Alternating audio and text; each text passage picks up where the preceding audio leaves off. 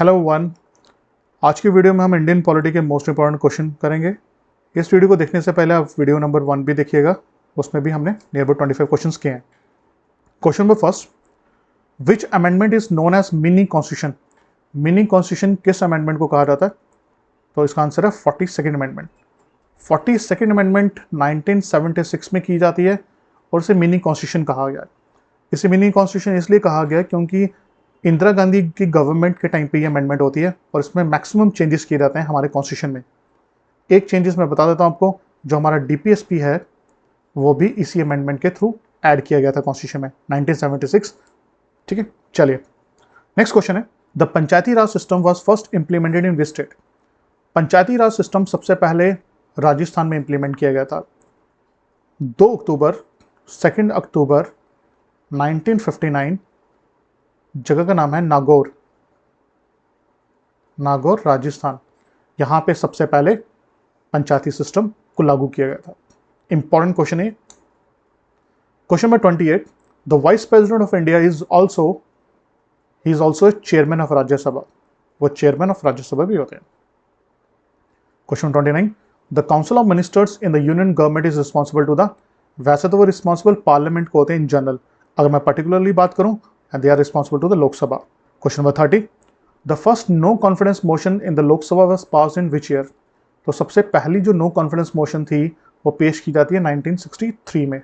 The right answer is 1963 में जवाहरलाल नेहरू साहब के अगेंस्ट नो कॉन्फिडेंस मोशन पेश की गई थी बाय द ऑपोजिशन लीडर। वहां पे ऑपोजिशन लीडर थे JB कृपलानी, ये भी याद रखिएगा। Question number 31, the NITI Aayog replace by which body. पहले हमारे पास प्लानिंग कमीशन था, प्लानिंग कमीशन को रिप्लेस करके बनता है NITI Aayog. Question number 32, the governor of a state hold office for a term of. जो गवर्नर होता है वो अपना ऑफिस कितने टाइम के लिए होल्ड करता है? 5 साल के लिए। मतलब एक गवर्नर 5 साल के लिए किसी पर्टिकुलर स्टेट में गवर्नर रहेगा, उसका फिर से। क्वेश्चन नंबर 33, कौन सा आर्टिकल है जो नागालैंड स्टेट को स्पेशल प्रोविजन देता है?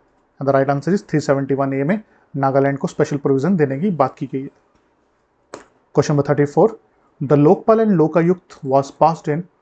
लोकपाल और लोकायुक्त जो कानून है उसे पास किया गया था 2013 में। Question number 35, who is the chief justice of India appointed by. Chief justice of India को कौन अपॉइंट करता है? उसे अपॉइंट करता है प्रेसिडेंट ऑफ इंडिया। कुछ चीजों को याद रखिएगा, जैसे कि हमारे चीफ जस्टिस ऑफ इंडिया हैं, इन्हें शपथ कौन दिलाता है? ओथ इन्हें दिलाता है प्रेसिडेंट।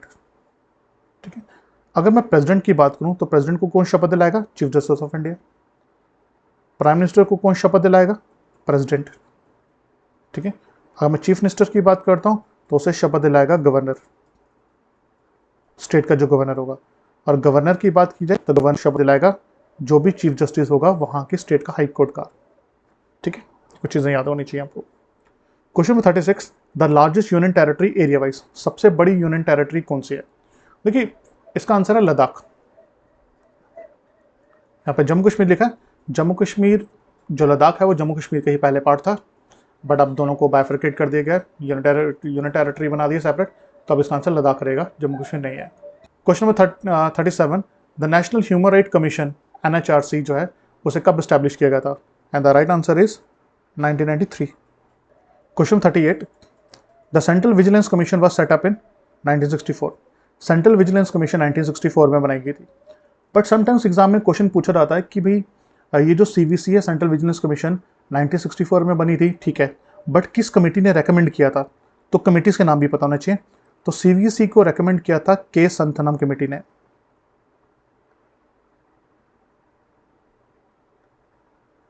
K संथनम कमेटी की रेकमेंडेशन के बाद इसे बनाया गया। तो याद रखिएगा 1964 में बनती है K संथनम कमेटी की रिकमेंडेशन के बाद। Question 39, who was the first women governor of India? Answer है Sarojini Naidu. Question 40, the first state in India formed on linguistic basis. भाषा के आधार पर इंडिया में पहली कौन सी स्टेट बनती है? तो सबसे पहली स्टेट इंडिया में 1953 में बनती है लिंग्विस्टिक बेसिस पे, उसका नाम है आंध्र प्रदेश। मद्रास जो स्टेट थी पहले, इसको काट के आंध्र प्रदेश बनाएगी तेलुगु स्पीकिंग लोगों के लिए, जो तेलुगु बोलते हैं उनके लिए स्टेट बनाई गई थी। Question 41, the state list contain how many subjects? State list में कितने सब्जेक्ट्स हैं? 61। Question number 42, the first general election in India were held in? India में पहले जनरल इलेक्शन होते हैं 1951 1952 में। Question 43, the first law commission in independent India was formed in? India में पहली लॉ कमीशन कब बनाई गई थी? 1955।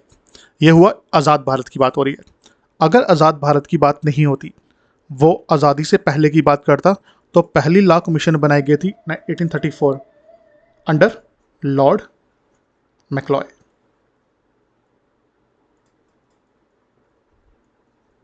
ये भी याद रखिएगा, ये बात हो रही है इंडिपेंडेंस से पहले की और इंडिपेंडेंस के बाद 1955 में। Question 44, the right to information act, जिसे हम आरटीआई भी कहते हैं, ये कब पास हुआ था? 2005 में। Question number 45, the supreme court of India, जो हमारा chief supreme court of India है, उसमें टोटल कितने जजेस हैं? तो उसमें टोटल जजेस हैं 34, 33 + 1, तो यहाँ पे जो 1 है वो चीफ जस्टिस ऑफ इंडिया है और बाकी जो दूसरे जजेस हैं वो। क्वेश्चन 46, हमारा जो डीपीएसपी है, डायरेक्टिव प्रिंसिपल स्टेट पॉलिसी, वो किस आर्टिकल में मेंशन है? तो मेंशन है आर्टिकल नंबर पार्ट 4 में मेंशन है। 47 क्वेश्चन है, उससे पूछा गया है the union public service commission is mention under which article? तो ये यूपीएससी की बात करते हैं, वो आर्टिकल 315 है। Question number 48, which article of the constitution deals with the formation of new state? तो आर्टिकल नंबर जो 3 है वो बात करता है न्यू स्टेट को बनाने की। ये सिर्फ न्यू स्टेट को बनाने की बात नहीं करता, बल्कि न्यू स्टेट को 2 पार्ट्स में किसी भी स्टेट को अगर 2 पार्ट्स में डिवाइड करना है, वो भी आर्टिकल नंबर 3 से, या फिर किसी स्टेट का नाम चेंज करना है, वो भी आर्टिकल 3 में मेंशन्ड है। Question number 49, the concurrent list जो है हमारे कॉन्स्टिट्यूशन मेंशन, हमने कहाँ से बोरो? ऑस्ट्रेलिया के क्वेश्चन से बोरो किया है concurrent list concept. Question number 50, the procedure for the impeachment of the president is given in which article? हमारे जो कॉन्स्टिट्यूशन है, इंडियन कॉन्स्टिट्यूशन में मेंशन है कि इस प्रोसीजर के थ्रू हम अपने प्रेसिडेंट को अपनी पोजीशन से निकाल भी सकते हैं। तो अगर हमें कभी भी अपने राष्ट्रपति को इम्पीच करना है, तो उसका प्रोसीजर किस आर्टिकल में मेंशन है? वो आर्टिकल नंबर 61 में मेंशन है। Which committee recommended the 3 tier Panchayati Raj system? तो बलवंत राय मेहता कमेटी ने रेकमेंड किया था 3 टियर सिस्टम होना चाहिए। यहाँ पे एक चीज़ मैं मिस कर गया हूँ, ये जो 3 टियर सिस्टम है, ये बलवंत राय मेहता कमेटी ने बताया था कि सबसे पहले एक ग्राम लेवल होना चाहिए, ग्राम लेवल पे पंचायती राज सिस्टम होना चाहिए। इसके ऊपर करें तो ब्लॉक लेवल पे, एक ब्लॉक लेवल पे होना चाहिए, ब्लॉक लेवल के ऊपर डिस्ट्रिक्ट लेवल के ऊपर। तो ये 3 टियर सिस्टम की बात की थी। क्वेश्चन 52, द ग्राम सभा कंसिस्ट ऑफ? जितने भी 18 साल से ऊपर के लोग हैं किसी भी गांव में, वो क्या बनाते हैं? ग्राम सभा बनाते हैं। और ये जो ग्राम सभा है, यही पंचायत के इलेक्शंस में हिस्सा लेते हैं, यही वोट डालते हैं। Question 53, the national commission for women, वो कब सेटअप किया गया था? National commission for women, and the right answer is 1982। Question 54, the union list originally content how many subjects? Union list में कितने सब्जेक्ट्स हैं? जब वो कॉन्स्टिट्यूशन बना था तब की बात हो रही है। जब कॉन्स्टिट्यूशन बना था तब उसमें 97 सब्जेक्ट्स थे। अगर हम अभी की बात करते हैं तो अभी उसमें टोटल 100 सब्जेक्ट्स हैं। क्वेश्चन 55, क्वेश्चन 55 कह रहा है the right to constitution remedies is guaranteed under which article? Constitution remedies जो हैं वो किस आर्टिकल में मेंशन है? Article number 32। इस क्वेश्चन में पूछा गया बेसिकली कि अगर हमारा फंडामेंटल राइट्स वायलेट होते हैं तो हमें उसका रेमेडी वो किस आर्टिकल में दिया गया? वो आर्टिकल नंबर 32 में दिया गया कि अगर हमारा फंडामेंटल राइट विलेशन हो रहा है तो हम क्या करेंगे, हमें किस तरह से हमारा fundamental right fits and force करा सकते हैं, तो उसमें आर्टिकल नंबर 32 में बताया गया। नेक्स्ट क्वेश्चन है 56, the maximum number of Anglo Indian members that can be nominated to the Lok Sabha before its removal in the 104th amendment was, and the right answer is 2। देखो हमारे 104th अमेंडमेंट होने से पहले, 104th amendment होने से पहले लोकसभा में टोटल मेंबर्स की स्ट्रेंथ थी 552।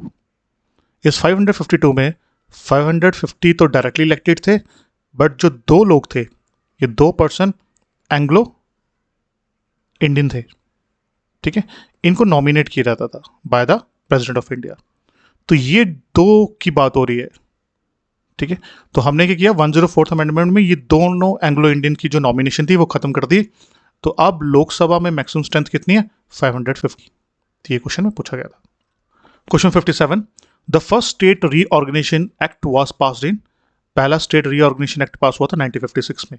तो अगर आपसे कमेटी का नाम पूछ रहे हैं किस कमेटी की रिकमेंडेशन थी, तो आंसर है फैजल अली।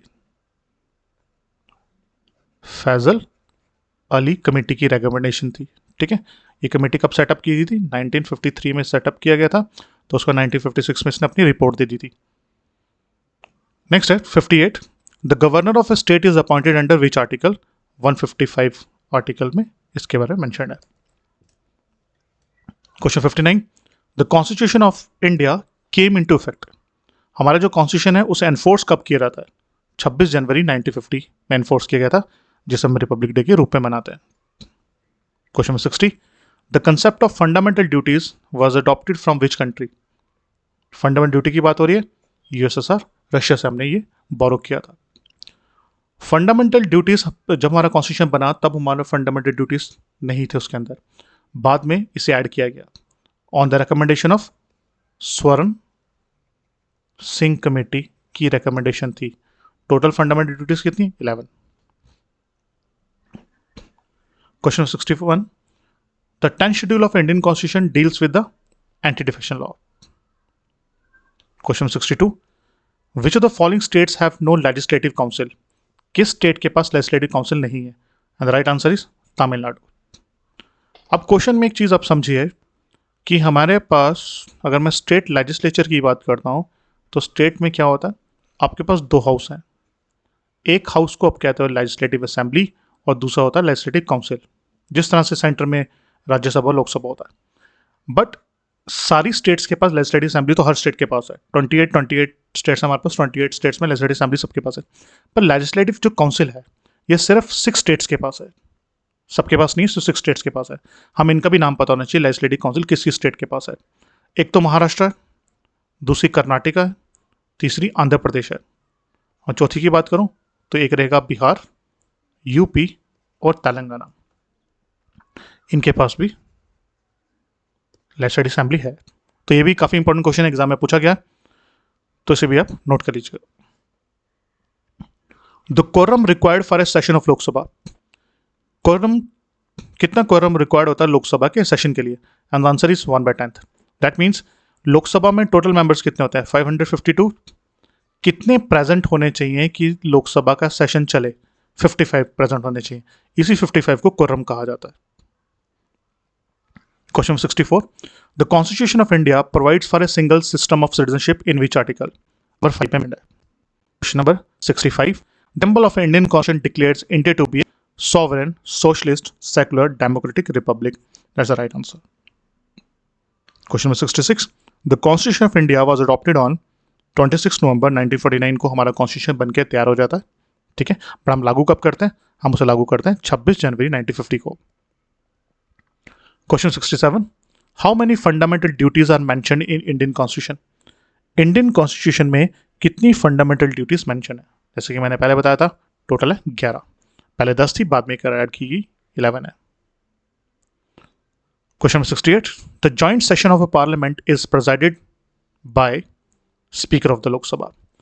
समटाइम्स क्या होता है कि हमारे पास कुछ ऐसे बिल्स होते हैं जो राज्यसभा और लोकसभा में अटक जाते हैं, मतलब पास नहीं हो पाते due to various reason, deadlock हो जाता है या जो भी समझ लीजिए, अटक जाता है, बिल पास नहीं होता। तो उस टाइम पे प्रेसिडेंट क्या करते हैं? प्रेसिडेंट लोकसभा और राज्यसभा को इकट्ठे बैठने के लिए कहते हैं। अब लोकसभा के एमपीस, राज्यसभा के एमपीस एक ही हॉल में बैठेंगे इकट्ठे। ठीक है, जब ये दोनों इकट्ठे बैठेंगे तो इनका जो इस सेशन को प्रेसाइड करेगा वो कौन होगा? स्पीकर। तो ये क्वेश्चन पूछा गया था। तो जब भी लोकसभा राज्यसभा का सेशन जॉइंट सेशन होगा तो उसको हेड कौन करेगा? Speaker. Question 69, who was the first chief election commissioner? पहले चीफ इलेक्शन कमिश्नर का नाम है Sukumar Sen. And the last question is, जो गवर्नर है उसे ओथ या शपथ कौन दिलाता है? गवर्नर को शपथ दिलाई जाती है by the chief justice of the high court. तो ये थे आज के कुछ क्वेश्चन। अगर आपको ये वीडियो पसंद आई तो प्लीज़ इसे लाइक करिएगा। अगर किसी कोई भी क्वेरी है, डाउट है, या फिर आप कोई चाहते हो कि भी डिफरेंट किसी टॉपिक पर वीडियो बनाई जाए तो प्लीज़ कमेंट बॉक्स में मेंशन करिएगा। Thank you.